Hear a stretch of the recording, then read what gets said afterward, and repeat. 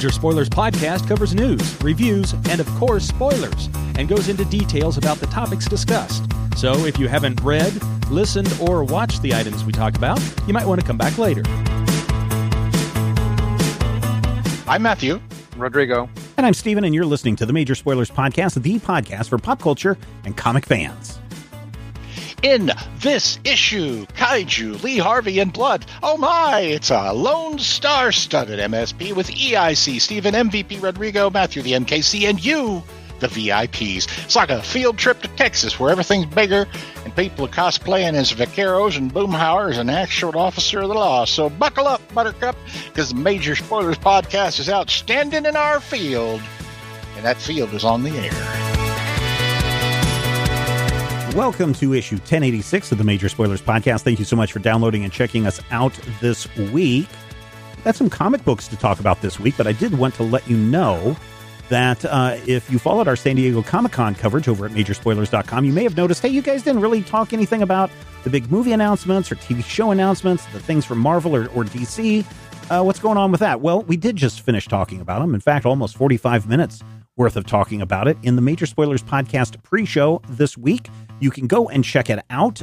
We talk about the new Batman Cape Crusader TV show that launches August 1st, tomorrow for many of you. The Penguin trailer, Captain America Brave New World, some of the things that were talked about at the specific San Diego Comic-Con events. Thunderbolts, Fantastic Four, the Doctor Doom announcement, Avengers Doomsday and Avengers Secret War, Deadpool and Wolverine, the DC logo, and so much more. You can get that over at our Patreon page. Find out more at patreon.com/majorspoilers, and I'll bring this up in just a little bit. In the meantime, if you have thoughts, suggestions, ideas, whatever, make sure you head over to our Major Spoilers Discord server. You can join the Major Spoilers Discord server absolutely free. We'd love to see you grow with us as we grow our community of awesome people. You can do that at our Discord server. All right, let's get to some comic book reviews. Let's go back a week to Boom Studios, IDW Publishing. They are, certainly Boom is wrapping up its giant Mighty Morphin Power Rangers run this week with Darkest Hour. But before they get out of there, before they close the door, they have a few more tales to tell, including having the Mighty Morphin Power Rangers team up with Godzilla once more. And Matthew, you took a look at that issue. Yep, and I have only one thing to say. Which is such fun to say. Written by Cullen Bunn, art by Baldimar Rivas. Godzilla vs. Mighty Morphin Power Rangers II, number 4, which I think technically means number 8, is something that I did not expect. It is absolutely unexpected for me because I've been reading the Boom Mighty Morphin Power Rangers pretty much since the beginning. It's mostly Steven's fault. He was like, you should read these and see what's different about them. I'm like, okay. Yeah, but they're good. They are good. And Godzilla MMPR2 actually does justice to one of the legendary Scrappy Doos, in metaphorically speaking, of the universe, in that the Power Rangers have been brought together once again with Jet Jaguar, whose mother never loved him, because Jet has been traveling from universe to universe, dealing with incursions of Godzilla's evil enemies. And in one universe, Godzilla basically bumped into somehow Rita Repulsa. And Rita Repulsa said, okay, what am I going to do to defeat this Godzilla? She actually recruited the Psycho Rangers, who are evil versions of the Mega Rangers or the Power Rangers in Space Team.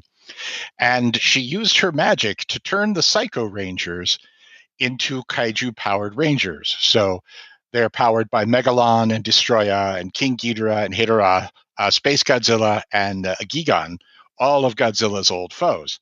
And you know what that means. Obviously, if you're a Power Ranger and you're fighting guys who are empowered by kaiju, you have to make good robot asses. You do have to make good robot usses. And so at the end of last issue, Jet traveled throughout the galaxy, throughout the known universe, and he went and he found all of Godzilla's friends and I don't know if you'd call them family, but all of the good kaiju. So he got King Caesar, and he got Mothra, and he got, a whole bunch of the cool guys. What's that one guy's name with the thing on his head? You know, the one with the face. Tommy the Green Ranger. Yeah. No, Tommy's not a Green Ranger. The Teenage Mutant Ninja Turtles meets the Mighty Morphin Power Rangers. Well, Baragon and Anguirus and let's see, Rodan and Mothra and King Caesar all powered up. But here's the important thing you need to know. Did you guys know that the Green Ranger's Dragon Zord is in fact modeled on Godzilla? I mean, that makes sense. Yeah, this is actually a known real fact. I did not just make that up. So Tommy the Green Ranger is now a Godzilla Ranger in command of a team with a Pink Ranger who has the power of Mothra. And it gets really freaky because we're dealing with multiple realities. So there's also a White Ranger in play who is a separate and distinct Tommy from the Green Ranger in play, who's using, the power of Godzilla. But really, what this issue is one of my favorite things, and it's what I like to call variant characters. So you get this moment where they have upped the ante, and this is issue 4 of 5. So it's pretty much almost all fighty with a little bit of, oh, Rita, you're a terrible person. We hate you so bad. And of course, Goldar shows up. Goldar, of course, being one of Rodrigo's favorite characters from the Star Wars mythos. Goldar and the trash can, as I recall. Yeah. But yeah, the basic upshot of this issue is we have taken everything that you know about the Power Rangers and we've given it a kaiju upgrade, and it's just all about big dumb explosion fun. So at the final panel, when they're like, okay, we need kaiju Zord power, and their kaiju Megazord forms, and I'm just like, yeah, okay, I'm on board. I'm fine with this. Just sell me the figures right now. I'll that is something that I'm not sure either company is able to do, unfortunately.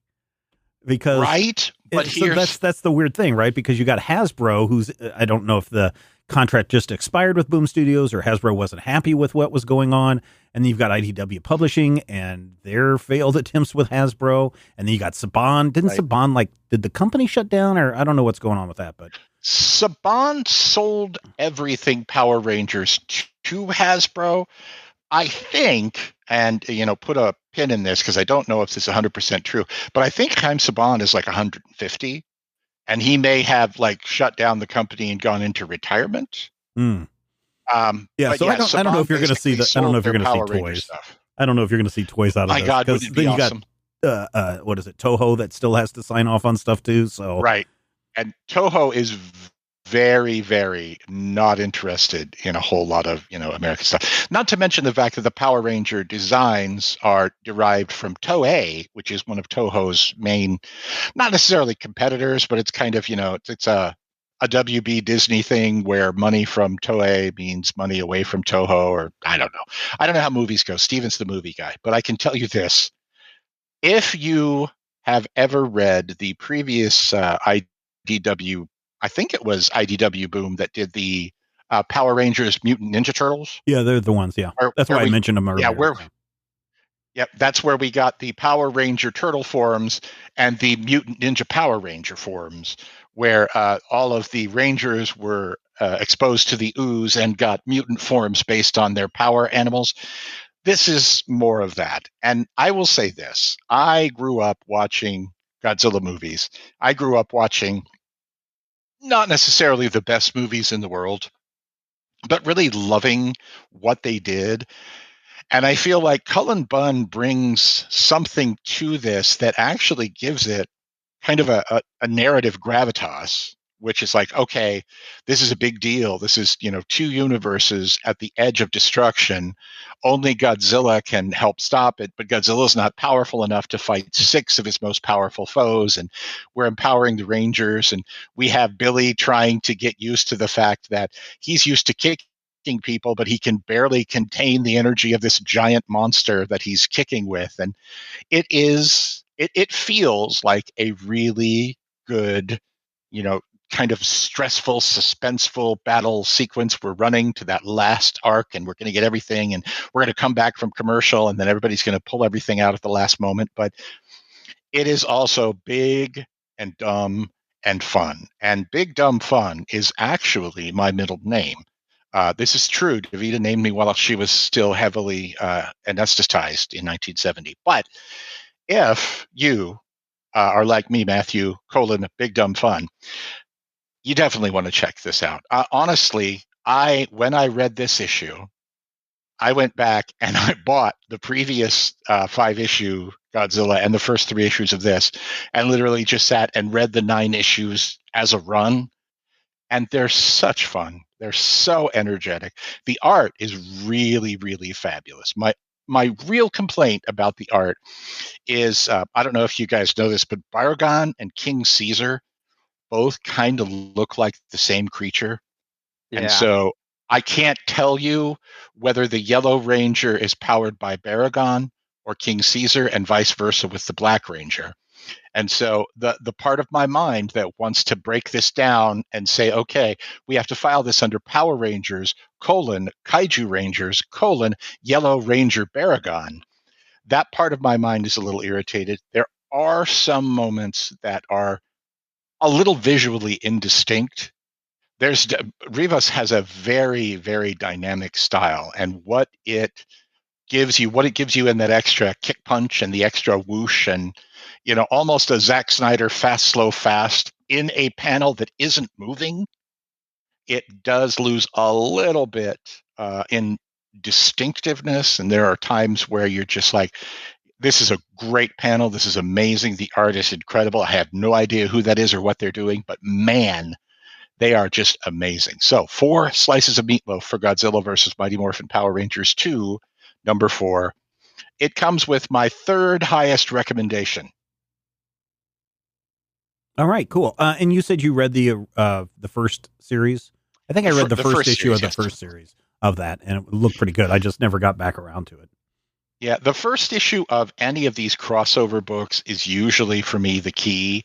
And I remember reading the first issue of MMPRGZ Volume 1, not Volume 2, but Volume 1, and being like, that didn't grab me the way I wanted it to. And I think I slept on 8 issues of really solid comics. So yeah, Godzilla has these ups and downs, and certainly Godzilla -1 had a huge impact. But there was a student of mine this last year who was like, Godzilla is like everything. Like, he knew all the MonsterVerse stuff, top to bottom. Like, I would come in and I would have a legitimate question where I might get something wrong, and he just kind of looks at you like, don't you know that was like King Ghidorah or whoever? And I'm just like, oh, okay, whatever, right. No big deal. Or then I would ask him a question saying, hey, have you ever heard of this creature? And he was like, oh yeah, he was in this movie. And I was like, cool. And then one day I went in and I said, do you know that IDW Publishing has a whole series of Godzilla licensed, approved from Toho and Toei approved comic books? And he's like, yeah, I just not very interested in that. Maybe I'll get around to him someday. And so I just don't understand how somebody who could be so into Godzilla, knows everything about Godzilla, seen all the movies, seen all the TV shows, all the stuff, doesn't want to pick up a comic book to read about Godzilla. Godzilla is as complicated as, and I do not say this lightly, and I say this as a subject matter expert on the Legion of Superheroes. Godzilla's 64 movies over the past 80 years literally are as complicated, as reboot-filled, as complex and weird. I don't know. I think if I were crazy. still if I was a super fan as this kid, yes, this kid loves them all, and that's the and thing. Love and the hate. I would think I'd be at least interested to say, oh, let me go check out. I think it's this week is Godzilla versus. This is one of the Godzilla versus series that are out this week. I figured he would be totally into wanting to pick up Godzilla versus Mando or Manda or whatever it is. Yeah, see, I would go in and say, hey, have you read that Godzilla Rivals versus Mondo? And he'd be like, idiot, it's Manda. He would have no interest in that, even though it has like, giant kaiju and Godzilla and stuff. So as accessible as we think Godzilla is, as comic books are to fans. Like, right, if you're wanting to go out and pick up Deadpool comics or Wolverine comics because of the movie that's out there, if you're excited about the Thunderbolts and you want to go find some Thunderbolt stories and comic books are out there, there's still some barrier to entry that is keeping people away from opening that comic book store door or going to their Barnes and Noble or, heaven forbid, even picking up an Orange Julius and going to Books A Million or something and picking up a comic book there. Those malls are all dead, Stephen. Oh man, I went to a mall this past week, and it's a huge mall. I think there were only 5 stores in that entire mall that were not open, and one of them was because they were renovating it to make an addition to an H&M that was on the other end of the mall. So there are some malls that are dead, but there are some that are definitely dead malls. Salina, Hutchinson. I'm looking at you, Wichita. Kansas. Everything in Kansas. Yeah. So if you sit and you watch like Godzilla Final Wars, there's like 7 different Godzillas in that. And if you actually go back and God help me, sometimes I've done the math, they've actually broken it down. So it starts with, you have a continuity through those first 20 or so films in that Showa era. And then they're like, oh, now we're in the Heisei era. We've got all of these, but do those tie together? Is King Ghidorah the same as Ghidorah? And the answer is, I don't know. You have to ask. And different people will have different rules on it. But I think his thing, if he is who you are describing, his thing is a comic book adaptation of his movie is as interesting to him as a movie adaptation of most comics are to me. Yeah, maybe. That thing of, is something special going on? Is something weird going on? Or is it just going to be what I've already seen in a different medium that I may not like as much? Breaking. Many of you who listen to Top 5 know John has been on a couple of shows to talk about Batman and Superman and some other things. He is currently, for his summer movie running through everything Batman media related. So all of the serials, all of the movies, not the TV shows, not the animation or anything like that. Just messaged me. Watching Batman Forever, Michael Keaton is greater than sign Val Kilmer. Rodrigo, how do you respond? I can definitely see it as Batman. I think, if you compare, weirdly, I don't think it's a fair comparison. Like, because you gotta let Val Kilmer do his thing. So if you compare like Tombstone to Beetlejuice, maybe, then I feel like you get a better look. I think Val Kilmer was extremely reserved as Bruce Wayne. Agreed. I feel like if you really want to compare them, but you have to take your real genius and compare it with your multiplicity, which I feel like are similar takes. Or you could just take Batman and Batman Forever and compare them there. I mean, I'm with him. I think as Bruce Wayne, there's like a quirkiness to the Michael Keaton Batman that Val Kilmer potentially could have had, but doesn't. Whether that's because of directing or because of acting choices, I do think Michael Keaton is like a much more watchable Batman. It feels like and I honestly think that part of this is the fact that Val Kilmer's duos were, the people he was fighting were Jim Carrey. Yeah. And, leaving no scenery unchewed. That's true. Tommy Lee Jones trying to play Two-Face, who is, notoriously a hard character to get right. I feel like there was so much crazy, go nuts in the Two-Face and Riddler teaming that Val was kind of handcuffed. And I don't know. I feel like coming out of Batman Forever is a very Tim Burton movie. Batman Forever has a lot of goofy, Tim Burton kind of whimsy in it. And I think that Warner Brothers wanted to pull away from that. And I feel like to that degree, you see it with Clooney's Batman too. Clooney's 2 Bat movies, he definitely feels, very shackled in a way that he doesn't with roles like, Danny Ocean's 11 or Steve, whatever other movie George Clooney's been in. Steve ER. But you do have that. My response was, lies! Kilmer is a far better Bruce Wayne than Keaton ever was. And then John responded back, BS. Keaton played it like cool, like a regular guy. You'd never guess he was Batman. Oh yeah, the dimpled chin and those pouty lips under the Batman mask. You could never tell that those two were the same people. Okay. And then I responded. I said, "Do not ever take another class from me. You will not pass." If your catchphrase 40 years later is still "You want to get nuts? Let's get nuts." That is not subtle, my friend. That's a great line, and you're like, I get it. I know how you love a nice walnut, but come on. Yeah. So John's an interesting kid, you guys. Okay, back to comic book reviews as he continues to send me messages that you may hear ding as he continues to tell me all the reasons why Michael Keaton is better than Val Kilmer. Hey, head over to the Major Spoilers Discord, jump in the Major Spoilers podcast, or even better, Poll of the Week. We got a Poll of the Week channel. Jump in there and share your thoughts. Which was the better Bruce Wayne / Batman? They're two different characters, so I guess it depends on which way you're looking at it. But definitely let us know, Michael Keaton or Val Kilmer. Keep in mind, Kilmer or Val Keaton. Yeah. All right, back to the comic book reviews this week. The Department of Truth number 24 from Image Comics. James Tynion IV and Martin Simmons are back to continue their tales of the Department of Truth. And I got to tell you, I have been away from this comic for about 12 issues. And also keep in mind that this comic went on hiatus for about a year.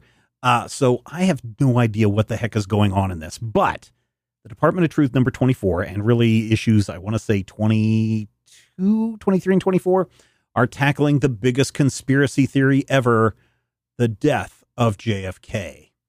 So we get to see the JFK assassination being plotted out, and we're really presented with two sides of the story. And we are looking at Lee Harvey Oswald in this issue specifically, looking at his time in Russia and how the Russia's Department of Truth, or their Soviet Ministry of Lies, I guess is what they're called, the Soviet Ministry of Lies, is trying to convince Lee Harvey Oswald that he should do something to show that he is, that he's a good person and that he wants to do something great for the world. And so we kind of see, on the one hand, the Ministry of Lies, who are trying to brainwash Lee Harvey Oswald to go and assassinate President Kennedy. And then on the flip side, we get to see the Department of Truth and the head of the Department of Truth, or one of the heads of the Department of Truth, trying to explain their reasons why Kennedy is not being good to their organization and how he has become a problem and doesn't understand what the power of the presidency is all about.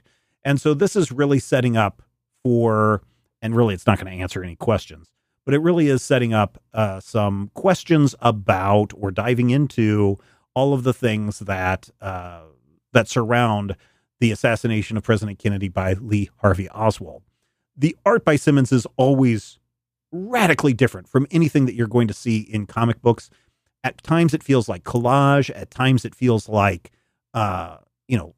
really weird, scratchy drawings from the mind of a madman. And who knows, it might be. It's not my particular art style because I like to have my characters easily identifiable from panel to panel and page to page. And Simmons' art style, not that there's anything wrong with it, sometimes you're wondering, oh, is this guy Lee Harvey Oswald, or is this guy, the head of the Department of Truth, or who are these people until they start speaking? I sometimes get lost and know about it.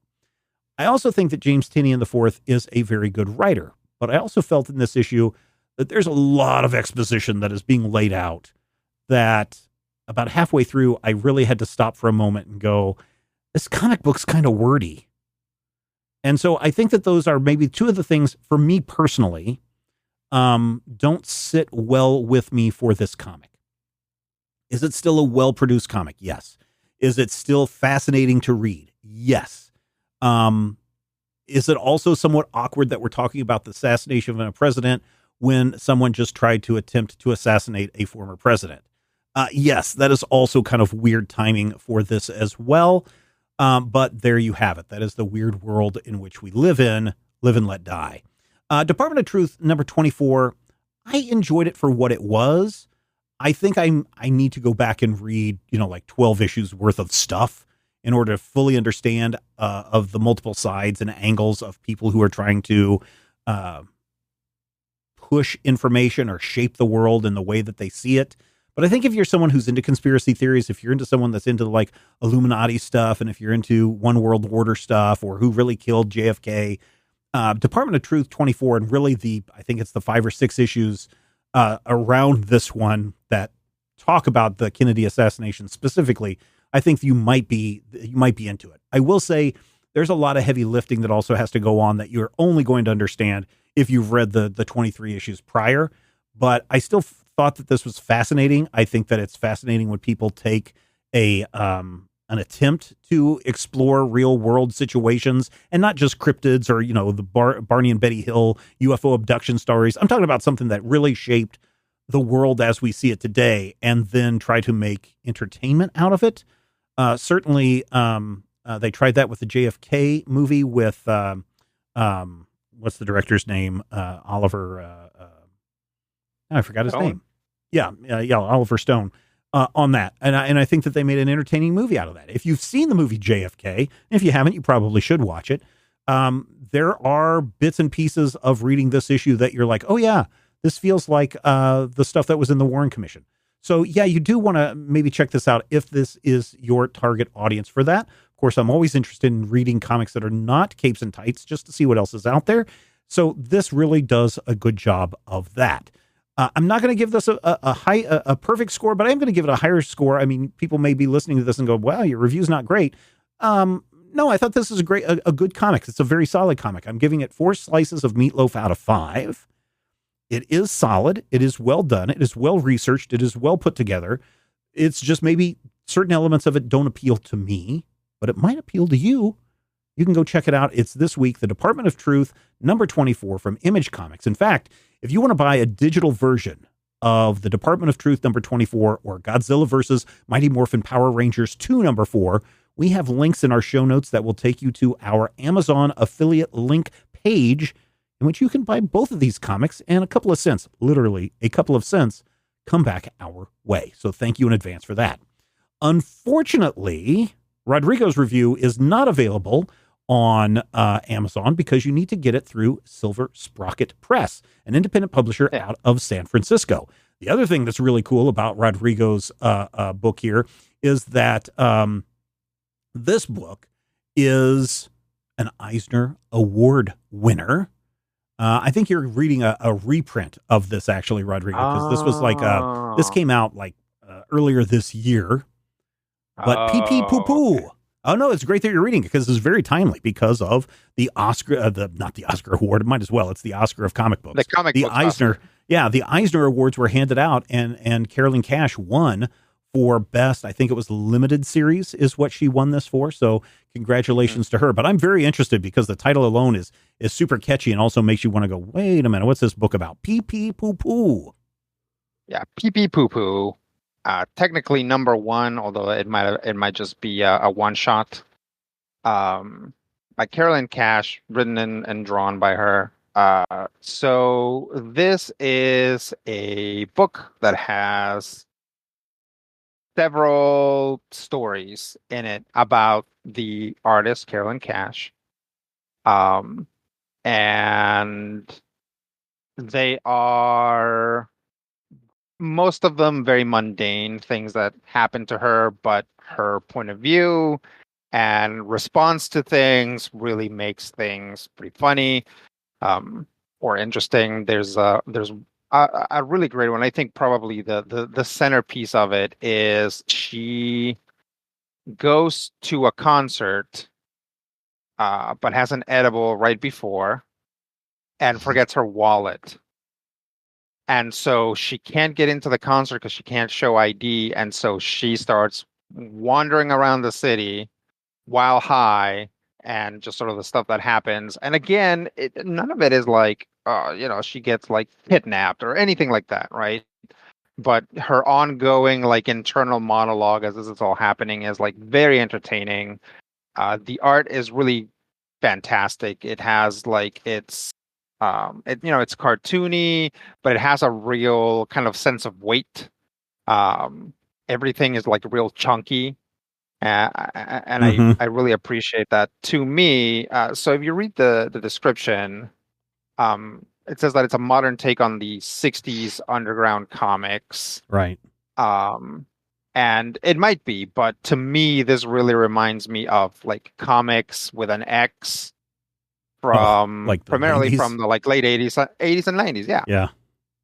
It's like kind of like that do-it-yourself, like comic and zine kind of stuff, and you just like make photocopies and you take them to your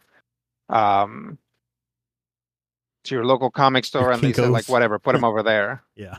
Yeah. Sell them on commission. Yeah. So, and really the 90s is when those comics started getting a little bit more polished. So this is plenty polished, right? It's not trying to seem like it was like it's more, quote unquote indie than it is, although it's put out by Silver Sprocket. That's pretty indie. Yeah. You can't find this on Amazon. If you are getting into it, I would say I don't think Major Spoilers listeners have any issues with queer folks or anything like that, but these are the chats and adventures of a lesbian. She goes on dates, she has a girlfriend, so that's probably more of a selling point to a lot of people. You should know that there is some nudity in this, but because of the way the characters look, it's not it's not like lurid or anything like that. It's just like, oh, now this like chunky looking character's naked. Purient or anything like prurient. Yeah. It's not for titillation. It's like this character is now naked. This is relevant to the story. I liked it a lot. I did not expect to like it as much as I did. But as I went through it, I was like, you know what? This is really relatable. She's got stories of, stuff that happened during lockdown. She's got stories of stuff before she met her like current long-term girlfriend. Like there's lots here that is like very relatable. She has a one where she talks about her fursona. It's pretty good. She has one where they try to discuss whether poop is vegan. So yeah, I'm gonna give it 4.5 slices of meatloaf. Nice. It's it's really good. Again, I wasn't surprised because I'm like, oh, what is this coming? I just like, you go in expecting something average. Something that's gonna like entertain you for a bit. And I find myself like literally right now as I'm doing the review, I have it open because they sent us a digital copy, and I'm just going through it and going through it and going back through it, and like it's just so entertaining.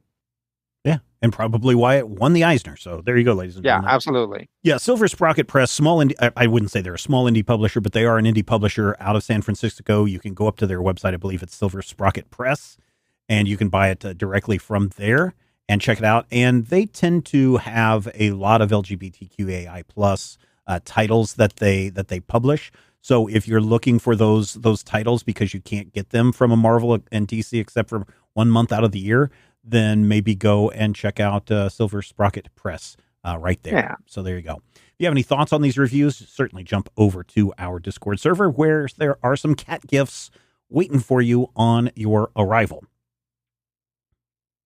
Thank you to everyone who supports the show and all the shows in the Major Spoilers Podcast Network. This week, we're sending a very special thank you out to Ben Action. That's his name, Ben Action. Ben Action increased their pledge to the gold membership, paid for a year in advance, and saved money in the process. Thank you so much, Ben. Not only does Ben get access to the pre-show and up to 4 other exclusive shows per week, but Ben also has access to Critical Hit a week early and the GM Roundtable and a whole lot more. But listeners, let's say there's times are tight for you, but you still want to sample, a little bit of the posts and exclusives that we're sharing. You can sign up to our Patreon for free. Now, you're not going to get access to the paywall bonus content, but you do get a peek. In fact, I've been sharing the rundowns for the Major Spoilers podcast before we record. There may be a bit more in the near future, so you want to go sign up at least for free right now. And hey, listen, this week, you can check out the Major Spoilers pre-show for just $1. Yeah, maybe you're not willing to commit of $5 a month to become a silver member and get access to the Major Spoilers podcast pre-show. But this week at patreon.com/Major Spoilers, we have the pre-show, where we talk about the San Diego Comic-Con media announcements, the stuff from Fantastic Four and Robert Downey Jr. as Dr. Doom and all of that stuff that you can sample for a mere $3. We would love for that to be $1, but Patreon won't let us sell it that low. Head over to patreon.com/major spoilers. Check it out and find the funding level that's perfect for you.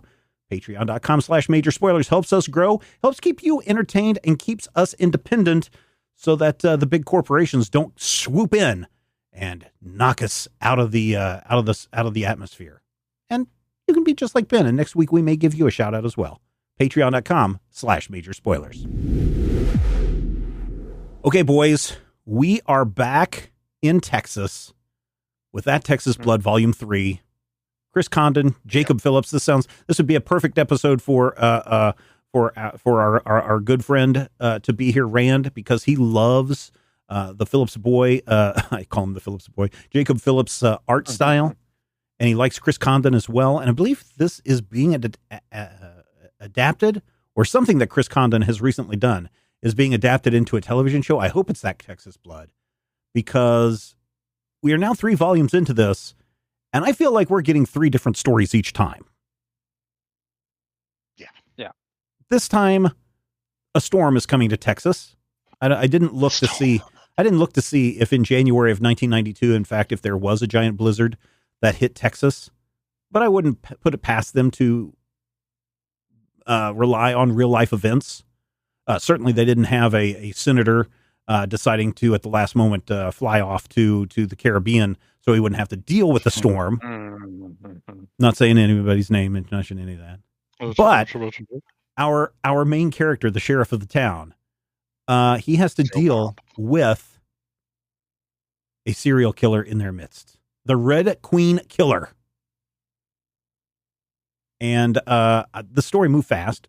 It is totally different than the last story that we did with the satanic cult, and we dealt with satanic panic and maybe some supernatural stuff that was going on in there. This time we're dealing with serial killers. I feel like there was a lot of BTK references made in here. Absolutely. And I just was enthralled for this entire story.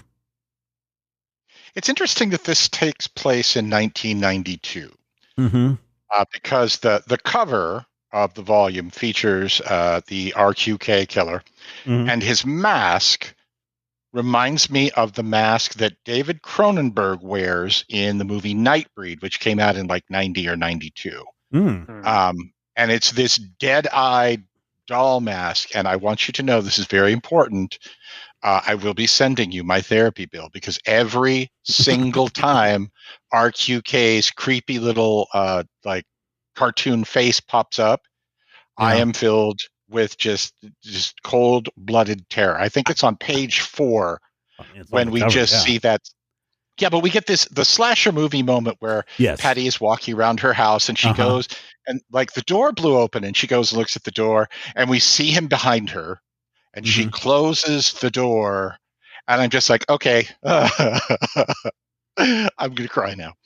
Yeah. But that's very much a Scream moment, right? Because when it was like, when I was watching it, I really would love to see this get adapted because it works so well. As I was reading it, I was like, oh, this is a slasher movie. This is the opening sequence of Scream, and then it turns into, no, this is a lot more than just Scream. This is like, so a little bit of warning if you are jumping into this and Blood and Guts makes you squeamish. We have seen people get shot in previous issues. We've seen people get blown up in previous issues. This one deals with people getting decapitated and their heads are sitting on the laps of their bodies. We have knives going through people's necks. So this one is, in my opinion, much more violent than the Satanic Panic or the revenge film that we got with Volume 1. So just be aware of that. Yeah. This is I'm going to go with probably Scream 2 or Friday the 13th Part 3 levels of blood and gore, in that it's all driven by the story in both cases. It hasn't quite gotten to your Scream 6 or your Jason Takes Manhattan Saw levels movies. Yeah. Well, and the thing about the Saw movies, the first couple of Saw movies, even there, it's horrifying, but it's horrifying up to, for a purpose. And then, of course, you get to the point where you're like, hey, how can we best chop people up as though they've fallen, into a chipper shredder? But I feel so bad for poor Lou throughout this whole thing because I knew Oh, the so second yeah, she so woke up, just like yeah, so we do have Joe Bob, who is now running for sheriff because of an incident that happened. We learned a little bit more about the incident as it happens. But he's running for sheriff, and there's certainly people who are against him. But really, the focus is the person who answers the phone, the front office person who answers all the call, Lou, because she knew the woman who was murdered, and then the Red Queen killer targets her as the next target. Targets her as the next target. There's certainly got to be a better word for that, Stephen. Come on, GPT, tell me what it is. But yeah, so there is that where this is not Final Girl stuff, but it does have hints of Final Girl. Lou definitely becomes the Final Girl in this, and she does it very well. Rodrigo, you've been kind of quiet so far. What are some thoughts that you have about that Texas Blood Volume 3? Well, my first thought on it is I'm very glad that I didn't need to read Volume 2 because I missed that episode and I haven't read it. That is something that is fascinating about this series and why I think it works. Kind of like the same way that, what's the show on AMC everybody's hot about based on the Coen brothers? Fargo, that Fargo series, where every season it takes place in the same location, but every season is a completely different story with different characters. This one takes place in Ambrose, Texas. Joe Bob is our central character, our pivot character. But yeah, every volume is its own standalone thing, which I like a lot. Go ahead. So there's that. Also, I don't know. It's like it was nice when we start going through and I'm like, oh, this is a serial killer story. I kind of know what, how these go. Especially nowadays that true crime has become such a genre. I was like, oh, this is weirdly kind of familiar. I've read a lot of serial killer stories stuff. Literally, when I was reading this, I was at work and my client was watching a true crime TV show like Forensic Files or something like that. So I'm like, I hope I don't accidentally, like, my brain insert something from that show into this. Yeah. And then at some point, I was like, it's really weird when they moved to Florida and they changed their identities. And like that didn't happen in this book. Did you guys figure out where the killer was hiding before he made his reveal? Yes. Sorta. Because I got the last name thing. Oh, yeah. So right. one of the clues is like this guy, he calls the FBI or something. Yeah, the DPS. And he calls the state. So he calls the state and he's like, okay, well, we have two people that we like. One of them is this guy and the other one is like Burn Lower or something. And he writes Burn Lower. I don't know what that is, which is always funny when you talk about comics because comics are a written medium. That would have played extremely easily and well in an audio medium or in a TV show, which incorporates audio. But because it's comics, they kind of have to like specifically misspell it to get the pronunciation across. And then later on, they find a truck that is registered to someone named like Brinlauer or something like that, right? And then it's much later when your protagonist, the chief, Joe Bob, when he realizes that he's heard that name before, but the guy mispronounced it, and then they basically walked right by it. Walked right by where the killer was hiding. And so I got that right away. Because when I saw that, I was like, "Oh yeah, I would pronounce that Burn Lower." I think maybe other people wouldn't, but I don't know. I'm not a native English speaker. I'm like, that looks like Burn Lower to me. No, I thought the same thing. I wonder if that hint or that clue would have played better if you were reading this in a month to month. This is 5 issues. if you were reading this in month to month, because you're in issue 2 when they say burn lower, and it's not until the 5th issue where he puts it together. If there was time over those 3 months of people who are reading this issue to issue to where you kind of forgot about it and it may sound like a familiar name to you, and then it also comes back as a shock, I don't know. I just knew that as soon as they said that was the name of the license or the owner of the truck, I was like, oh, that dude's hiding in the back. Right. And I was, and I think it also has to do with my wife has recently become fascinated with the idea that people don't have a constant internal monologue. Like when I read, I don't hear the words. Sure. Like I'm not, unless it's something where specifically, like if I'm reading an X-Files comic, I'll hear like David Dutch Oven's voice. But like here, it never occurred to me to pronounce Brynlauer because I knew Brynlauer is a clue and it'll come back around. But my brain, at no point until he started saying Burnlower did my brain go, oh yeah, that would sound like that.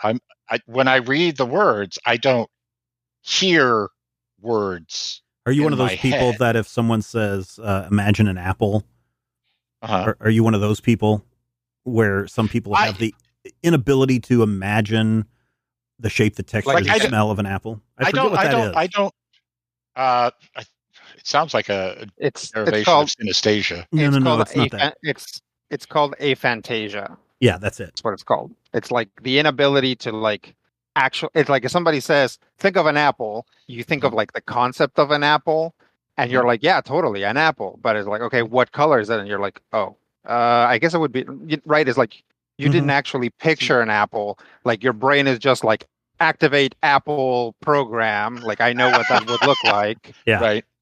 See, for me, I have always been an over-analytical character.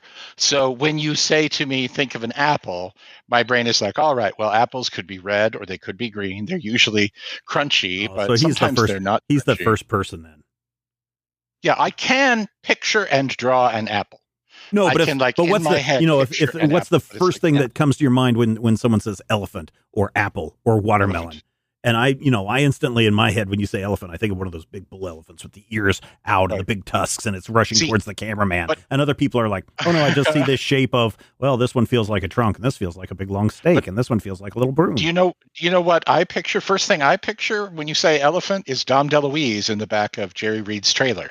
But again, that counts. Not a normal person. I'm picturing an elephant, but I'm like, that's the first place where my brain really went, okay, it's 1979. That's what an elephant is. Elephants live in the back of the truck with Dom DeLuise. But yeah, like the Burnlower thing is really good. It's kind of like Watchmen has one too. Why would I care about a raw shark? Yeah. And those kind of moments always fall flat for me. But as soon as I saw the abandoned truck with the door open or halfway open, I'm like, okay, this is our killer's truck. I hope it means that he's dead and frozen to death. Well, since that was the other thing that is a thing. That is a thing. I'm like, it's gotta be incredibly cold. So that was the thing that I was wondering too, because, and this may be part of the failing in the art, or maybe it is part of the misdirection until the door opens and you see what's going on. But, they're driving by and they pass the semi parked at the side of the road, and they go out to talk to Jake or whatever his name is, the land, or his granddaughter, I think. Is the one who gets killed at the opening. His granddaughter? He's definitely her landlord. Landlord, yeah. So maybe it's landlord or whatever, and they're just very close to one another. No, so they're related. Yeah, so they go out to tell that guy. Victim. Yeah, Red is his name. Yeah. Right. So they go out to talk to him, and he's all distraught. And then they're coming back, and they're like, hey, wasn't that truck there when we were here earlier? And they're like, yep, we better check it out. Okay, let's go check it out. And so, they open up the front cab and everything. There has been some snow that built up on that. So that also made me think, holy crap, it's got to be so cold in the back of that semi. But maybe, he's a psychopath. Who knows what's going on in a psychopath's head? Maybe he doesn't feel cold. It's a refrigerated truck. Of me, may be warm inside. Well, maybe. But the other thing I was thinking is, wouldn't it have been cool if the front half of the truck, the cab part, had the snow on it, but the back half didn't, because it was heated and they just didn't notice that, because they don't get snow that much or big blizzard at least, in Texas. But I would have to go back and look at the art and see if that was actually done. But that would have been another clue to tip people off. But in this case, you're reading comics and you don't have to worry that much about it. Yeah, I think the narrative is unconcerned with that, and it really is more of like I think that I'm just gonna throw it out here. I think all three of us enjoyed this story. I did very much.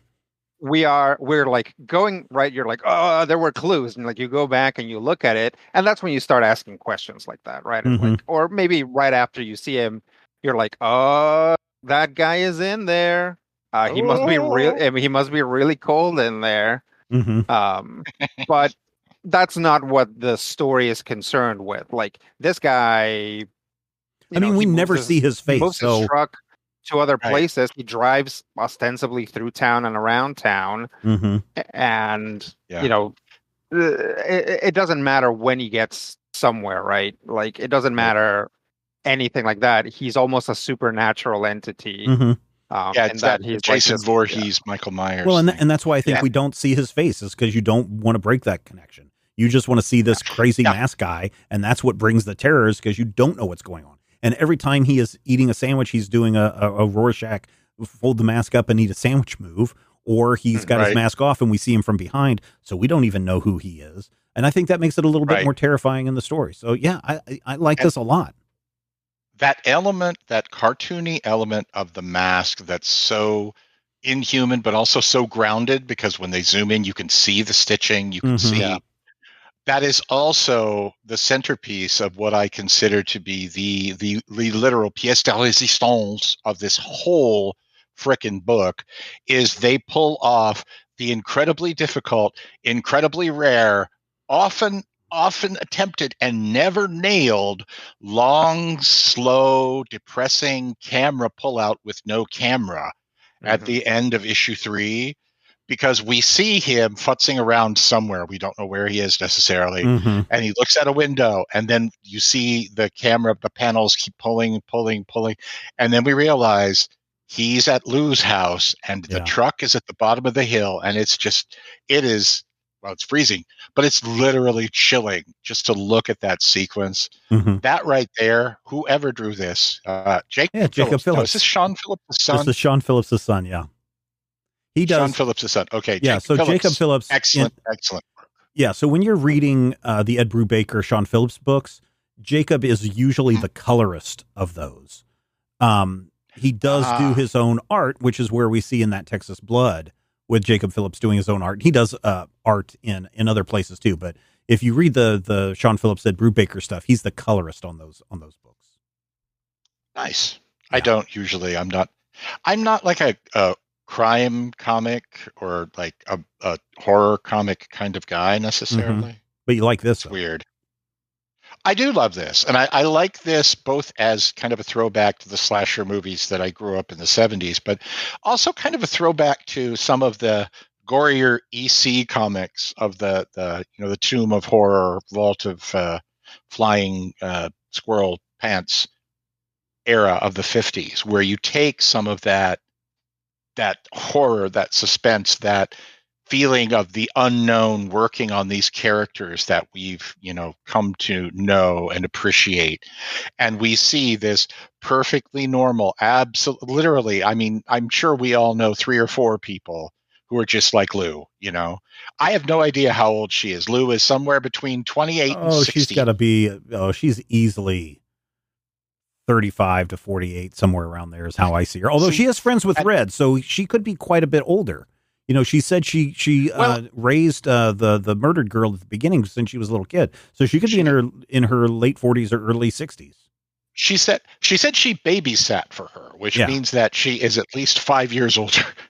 So I mean, this is Texas. This is Texas. Yeah, you got to go back. You got to go back to our redneck upbringings in the doldrums of Kansas. But I feel like, for me, the thing that really fascinates me, the thing that makes this story work, is the fact that we see Lou's side of a conversation, and then we cut to Joe Bob, and like 20 pages later, it feels like we see Joe Bob's side of the conversation. So you're getting that kind of that false sense of time and We don't know how far Joe Bob is away. Is Lou going to get her head chopped off by the QPC killer? Whatever. The QPC killer. Yes. We have the we have UPC a killer. store here called the QFC killer. The QFC, the KFC killer is going to come. Well, but if you eat KFC on the regular, it's going to kill you too. So there you go. That is very scary. You always say that about junk food, and yet here I am, only 3 months younger than you. All the cholesterol just builds up. So here's the bottom line for me. You know, my cholesterol is perfect. Thank you. If you are a fan of the movie Zodiac, if you are a fan of the TV series Mindhunters, then I think you will like this volume of That Texas Blood. Again, you don't have to read, as Rodrigo mentioned, you don't have to read volumes 1 and 2 to know what's going on. It might help you to understand who the character of Joe Bob is, but really this is a standalone story, just like you can drop into the 5th season of Fargo like I did without having to watch the previous 4 seasons, and I enjoyed it just fine. I think you're going to enjoy this book, That Texas Blood Volume 3, just fine. So I'm going to give it a big thumbs up for me. Matthew, what are your thoughts? I would agree, and I would actually add in, if you enjoy just any type of story where it seems like there aren't superhuman type characters. It's not like, this is not a man who can pass through walls or has superhuman strength. It's not like an undead zombie or something. This is just a twisted human being who kills people. And at the point where, Lou ends up fighting with him in the snow, I'm just like, oh my God, she's going to lose a toe.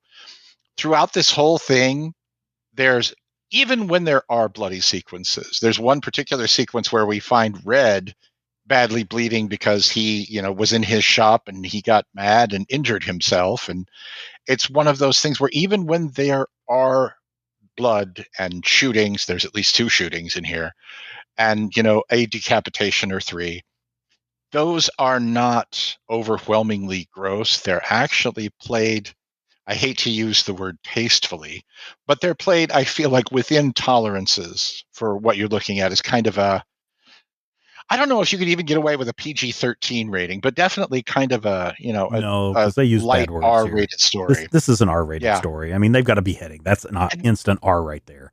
And even if the blood is fake because this is a comic book, no, I'm sorry, that's an instant R from the MPA. Rodrigo, final thoughts? Indiana Jones and the Temple of Doom has a beheading, and it's a PG-13. The beheading didn't happen. You saw the head roll out. So, yeah, keep that in mind. Rodrigo, final thoughts from you. Yeah, I enjoyed this.